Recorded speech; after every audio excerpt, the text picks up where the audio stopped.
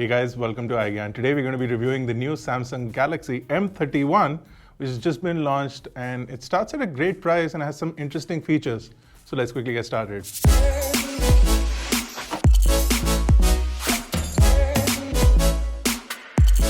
So the phone starts at rupees 14,999. It goes on sale on the 5th of March. I'll leave links for you to buy it in the description below. It's a pretty interesting phone for that price. It does offer up quite an interesting set of specifications. And if we talk about the design, on the front, the entire phone has a 6.4-inch Super AMOLED display. Now this is a full HD plus display, and it is Samsung's Infinity U display, which means that there is a small teardrop notch on the top, which houses the main front-facing camera, and the rest of the display more or less goes towards the edges. You only see a little bit of bezel on the bottom, which also is known as a chin of the display. So you do have a little bit of a chin on the Samsung Galaxy M31. A really nice display for the price, a Super AMOLED display, really nice contrast, really good brightness on this display. So a pretty impressive display for the price. With respect to the rest of the phone, it is entirely made out of plastic. The color that we have here is called space black for some reason, and it's quite a deep black, and it does attract a lot of fingerprints as well. So it's shiny, it's glossy, and fingerprints and smudges show up really nicely on this. So inside the box, they do not include a silicone case or any kind of cover for the phone, and I'm not sure when they'll be available, but till then you'll have to deal with these smudges unless you can get some sort of an anti-glare film or something installed on the back of the phone. Now, with respect to buttons and ports, there is a standard power button and volume button combination on the right of the phone, and on the bottom, a USB-C port along with a headphone jack, which still exists in Samsung's phones, which is a good thing. You do have a single speaker on the bottom and a fingerprint sensor on the back, which is really interesting for this phone because the fingerprint sensor is really fast and responsive. And the fact that they've placed it on the back is, again, a little bit of a contention issue because some people do like it on the front because if you have the phone laying on the table, you can unlock it like that as well. In this scenario, you have to pick up the phone to unlock it if you're using the fingerprint sensor.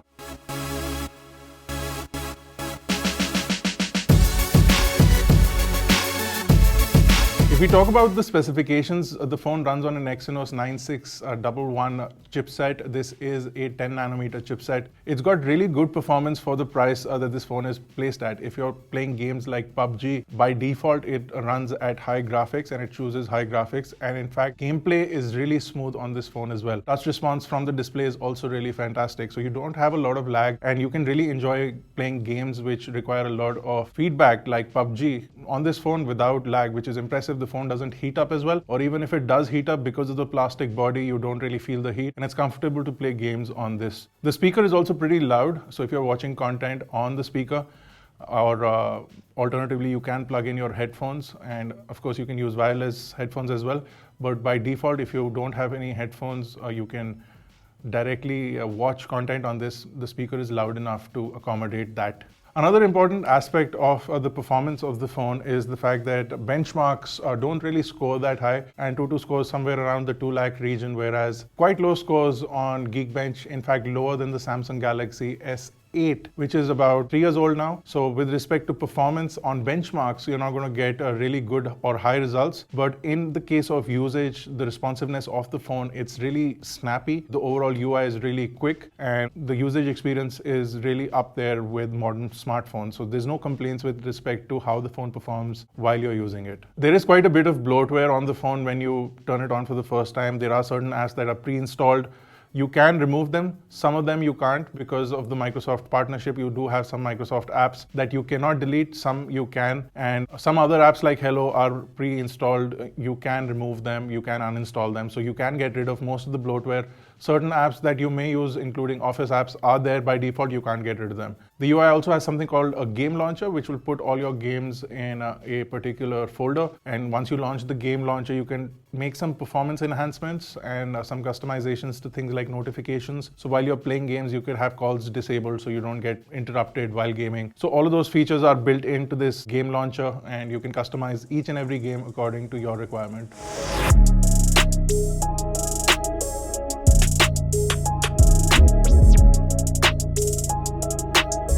So the camera combination is really interesting on this phone as well. You get 4 cameras on the Samsung Galaxy M31. There is a 64 megapixel main camera. Now this has a f1.8 aperture and it's a 0.8 micron pixel size. You also have 2 5 megapixel cameras. One is for depth, which is at f2.2, whereas one is for macro, which is at f2.4. Compared to some of the other macro cameras which have been at 2 megapixel, the 5 megapixel image will be quite usable for social media. So if you're somebody who likes to click macro shots and upload them to things like Instagram, you'll be able to do that with a 5 megapixel picture, which will be of much higher resolution than a 2 megapixel that we've seen on some macro phones of last year. There is a third camera, which is an 8 megapixel ultra wide camera, which is also a useful format nowadays. And images are interestingly nice. The camera UI is also really fast and responsive. The phone does capture 4K video on the main camera, on the back, as well as on the front camera as well. And you do have live focus as well, so you can get some really nice portrait shots on the front as well as on the back of the camera.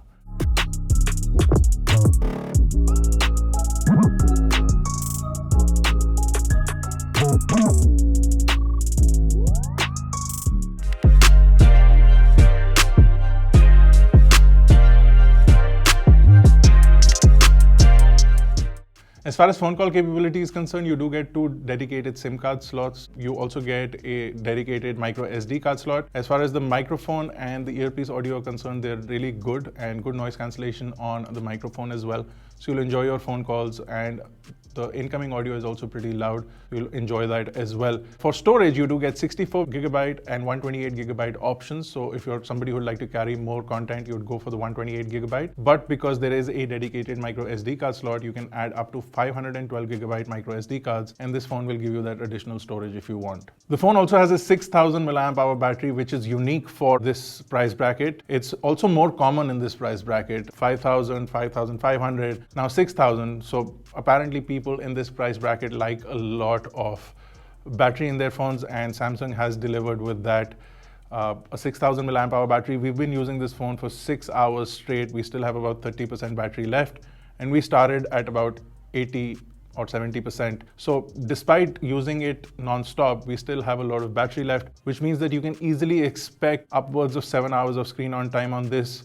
No problem whatsoever, and we've been testing this intensively with the screen on throughout. So battery life is not going to be a problem on this phone. As far as everything else, this is a complete package. Samsung has really managed to deliver a really nice product in this price bracket.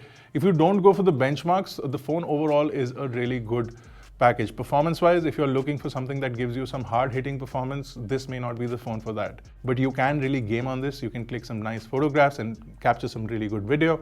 It's good for phone calls. It's got lots of storage. It's got amazing battery life. The body of the phone is plasticky, and that is something of a mixed bag. Some people really do like a plastic panel on the back. It's actually less prone to cracking or damage, and it's also more resilient. Whereas some people like glass or metal because it makes the phone look premium.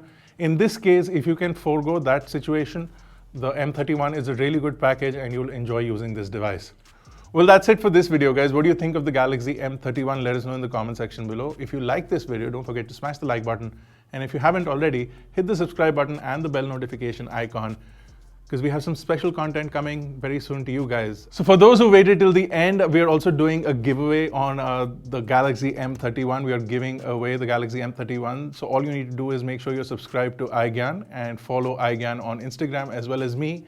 We'll have all of those pop up on the screen right now. So all you need to do is do all of those things and send an email to this email address that you see on the screen right now with screenshots of all of those 3 things, and you'll be entered. That's it. Simple as that, and you could win a Galaxy M31. As simple as that, guys. Make sure to do that if you're interested in getting a phone, and until I see you next time, have a great day.